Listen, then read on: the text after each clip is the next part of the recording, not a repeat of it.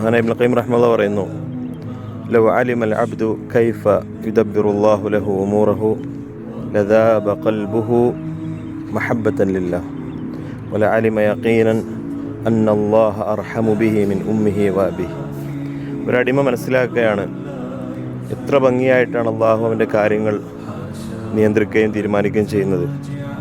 അത് സത്യത്തിൽ അവൻ മനസ്സിലാക്കുകയാണെങ്കിൽ അള്ളാഹുവിനോടുള്ള സ്നേഹം കൊണ്ട് അവൻ്റെ മനസ്സ് ഉരുകിപ്പോകുമായിരുന്നു. അവൻ്റെ സ്വന്തം ഉമ്മയെക്കാളും ഉപ്പയെക്കാളും അള്ളാഹു അവനോട് കാരുണ്യമുള്ളവനാണ്, കരുണാവാരിധിയാണെന്ന് അവൻ മനസ്സിലാക്കുമായിരുന്നു. നമ്മളൊരു പ്രയാസത്തിലാണെങ്കിൽ അതോടൊപ്പം നമുക്ക് ലഭിക്കുന്ന ഒരുപാട് അള്ളാഹുവിൻ്റെ അനുഗ്രഹങ്ങളെ കൂടി നമ്മൾ ഓർക്കുക. അവൻ്റെ പാപങ്ങൾ പ്രയാസം അനുഭവിക്കുന്നവൻ്റെ പാപങ്ങൾ പൊറുക്കപ്പെടുന്നു, അവൻ്റെ ദറജകൾ ഉയർത്തപ്പെടുന്നു. മാത്രമല്ല അള്ളാഹു ദുനിയാവിലും ആഖിറത്തിലും അവന് പകരമായിട്ട് ഒരുപാട് അനുഗ്രഹങ്ങൾ നൽകുന്നു എന്നുള്ളതെല്ലാം നമ്മൾ ഓർത്തുകൊണ്ട് പരീക്ഷണങ്ങളെ അള്ളാഹുള്ള പ്രതീക്ഷ നഷ്ടപ്പെടാതെ പ്രതീക്ഷയോടുകൂടി നമ്മൾ അഭിമുഖീകരിക്കുക.